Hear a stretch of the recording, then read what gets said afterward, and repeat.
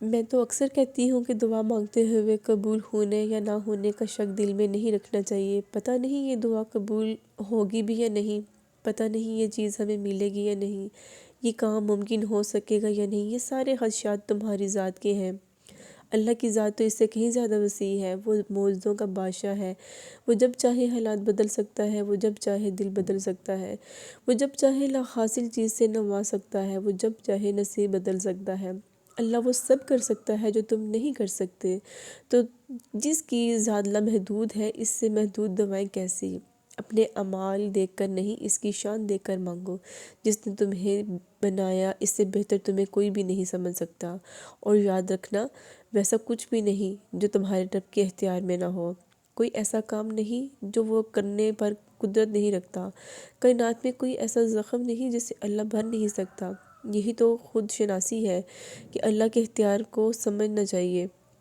پھر جو دل چاہے اس سے مانگ لینا، پھر جو دل چاہے اس سے مانگ لینا، اور وہی بات تمہارے ادھورے ہونے کی ہے تو وہ تمہیں ادھورا اس لیے چھوڑتا ہے تاکہ تمہیں خود سے جوڑ کر رکھے، تمہاری تکمیل کر سکے، حالانکہ اس نے جزائیں اور سزائیں پہلے سے مقرر کر رکھی ہیں، پھر بھی تمہیں اپنی جانب کھینچنے کے سبب بناتا رہتا ہے۔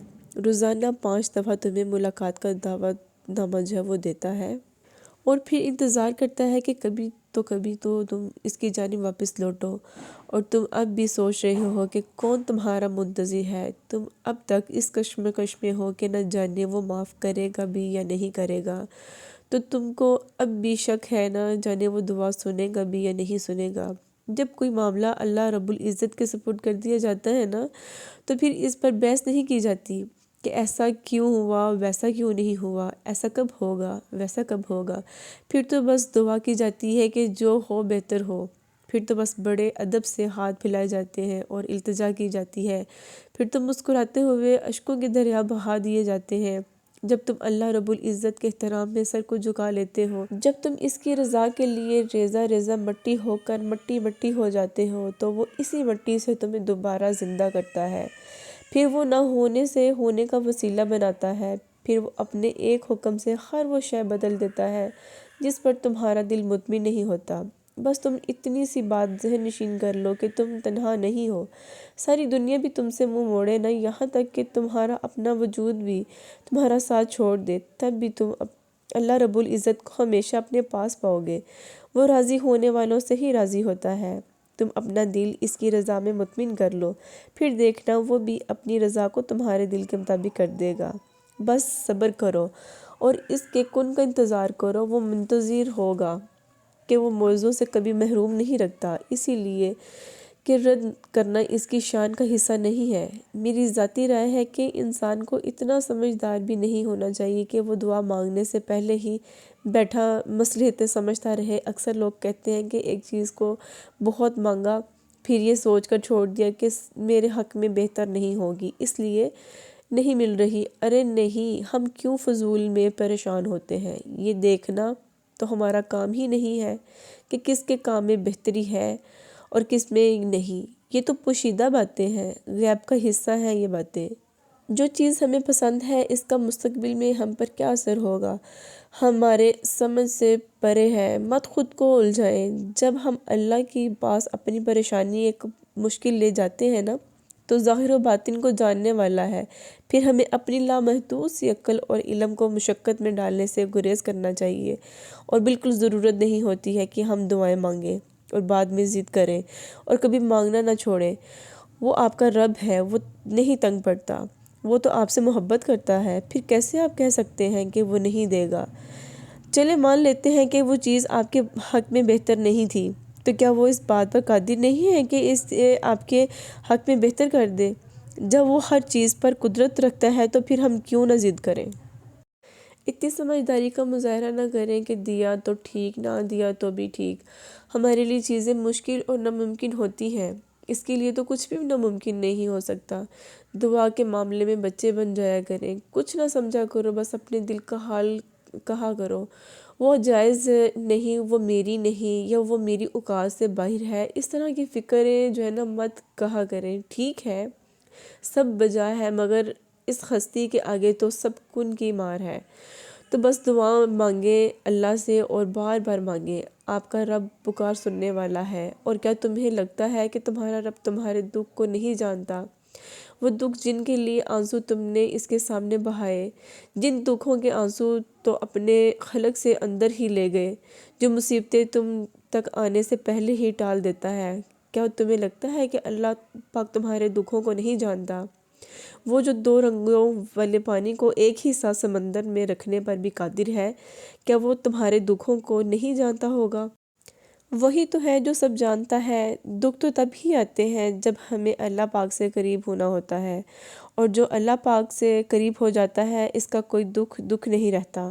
پتہ ہے کچھ لوگوں کو وہ موسیٰ کی طرح لاڈلا رکھتا ہے، انہیں تکلیف دیتا ہے، انتظار کرواتا ہے، ان کا صبر دیکھتا ہے، لیکن پھر بھی ان کے لیے سمندر سے بھی راستہ بنواتا ہے، فرعون سے بھی بچاتا ہے، تو کیا لاڈلوں کے حصے میں تکلیف نہیں آتی؟ بالکل آتی ہے۔ اور اگر تم اس وقت تکلیف میں ہو تو ایک بات سمجھ جاؤ کہ تم اللہ کے لاڈلے بندوں میں سے ہو، اور پھر یہ جو تم صبر میں روتے ہو اس کو کمزوری مت سمجھو۔ صبر کا مطلب یہ نہیں ہے کہ آپ رو نہیں سکتے، صبر کے لیے ہر وقت مضبوط رہنا بھی ضروری نہیں ہوتا۔ ہم سب انسان ہیں، اور اگر ہم میں سے اتنا زیادہ صبر کرنے کی صلاحیت ہوتی تو اللہ پاک کبھی بھی آنسو نہ بناتا۔ اور آپ جانتے ہیں کہ باقی سبھی مقامات ایک طرف، لیکن آنسوؤں کا اللہ کے ہاں جو مقام ہے وہ سب سے افضل ہے۔ جو آنسو اس کی دہلیز پر بہا دیے جاتے ہیں وہ انہیں اپنے پاس سنبھال کر رکھتا ہے، اور ایک ایک آنسوؤں کا صلہ دگنا کر کے عطا کرتا ہے۔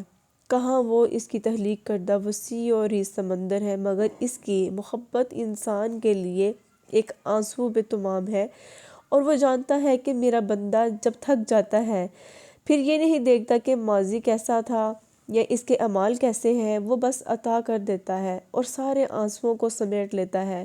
بس تمہیں اتنا یقین رکھنا چاہیے کہ ابھی بھی معجزوں کے دروازے کھلے ہیں۔ پتہ ہے مجھے میرے اللہ کی سب سے خوبصورت چیز کیا لگتی ہے؟ کہ اس کو اپنے دل کا حال سنانے کے لیے الفاظوں یا دلوں کی ضرورت نہیں ہے۔ وہ تو تمہارے دل میں رہتا ہے، سب سے قریب، اتنا قریب کہ خیال تو تمہارے دل میں بعد میں آتا ہے اور اس کو خبر پہلے ہو جاتی ہے۔ کیوں سوچتے ہو پھر بھی اللہ سنتا نہیں؟ کیوں کہتے ہو پھر کہ اللہ رب العزت جانتا نہیں؟ وہ سنتا بھی ہے، وہ جانتا بھی ہے، اس کو نہ تو اونگ آتی ہے اور نہ ہی نیند، پھر وہ کیسے کسی ایک لمحے سے بھی بے خبر ہو سکتا ہے؟ جب تم زبان سے کچھ بیان نہیں کر پاتے تب بھی وہ دل کی سنتا ہے، اور دل کے معاملات کو بڑے نازک ہوتے ہیں، اور اس کے ہاں دل کی باتیں بہت پیاری اور پسندیدہ ہوتی ہیں۔ یاد رکھو دل کے معاملات وہ خود سنبھال لیتا ہے، بڑے دھیان سے، بڑی محبت سے، اور اس کے دھیان سے کچھ بھی بے دھیان نہیں ہوتا۔ وہ آسمان و زمین کی ہر چیز کا علم رکھتا ہے، اور جو کچھ تم چھپاؤ اور جو ظاہر کرو وہ سب کو جانتا ہے۔ اللہ تو سینوں کی باتوں تک کو جانتا ہے۔ اور پھر تو یہ تمہارے لیے یہ خوبصورت بات ہونی چاہیے کہ جب اللہ کی رضا کے بغیر اس کائنات کا ایک پتہ بھی نہیں ہل سکتا، تو پھر تمہارے دل کا بار بار اللہ رب العزت سے رجوع کرنا، اس سے مانگنا بے وجہ نہیں، جو ہاتھوں میں اتنی جان ڈال دیتا ہے کہ وہ دعا کے لیے اٹھ سکیں، اور وہ پھر ان اٹھنے والے ہاتھوں کی لاج بھی رکھتا ہے۔ اور اگر تمہیں آزمائش میں ڈالتا ہے تو مت بھولو کہ وہ رحیم اس سے بھی زیادہ ہے۔ وہ جب تمہیں جنگ کے میدان میں لا کر کھڑا کر دیتا ہے اور طاقت بھی اتنی دیتا ہے کہ تم پوری دنیا کے لیے اکیلے لڑ جاؤ، اور پھر یہ مایوسی کیسی؟ تم جو چاہتے ہو اسے اللہ رب العزت سے مانگ کر پھر اسی کا فیصلہ اسی پر چھوڑ دو۔ تم جو سوچتے ہو، جو مانگتے ہو، تمہیں ہو بہو وہی دیا جاتا ہے، تو پھر وہ مت سوچو جو تم سے نہیں ہو سکتا، بلکہ وہ سوچو جو تمہارا رب کر سکتا ہے، اور تمہارا رب تو سب کچھ کر سکتا ہے۔ تم جتنی دفعہ دعا مانگتے ہو اللہ رب العزت اتنی دفعہ تمہاری دعاؤں کے جواب دیتا ہے۔ تم یہاں ایک قطرے کے لیے رو رہے ہو، جبکہ تمہارا رب تو تمہیں 7 سمندر عطا کرنے پر بھی قدرت رکھتا ہے۔ تمہارا کام بس دعا کرنا ہے، عطا کی تدبیریں وہ خود بناتا ہے۔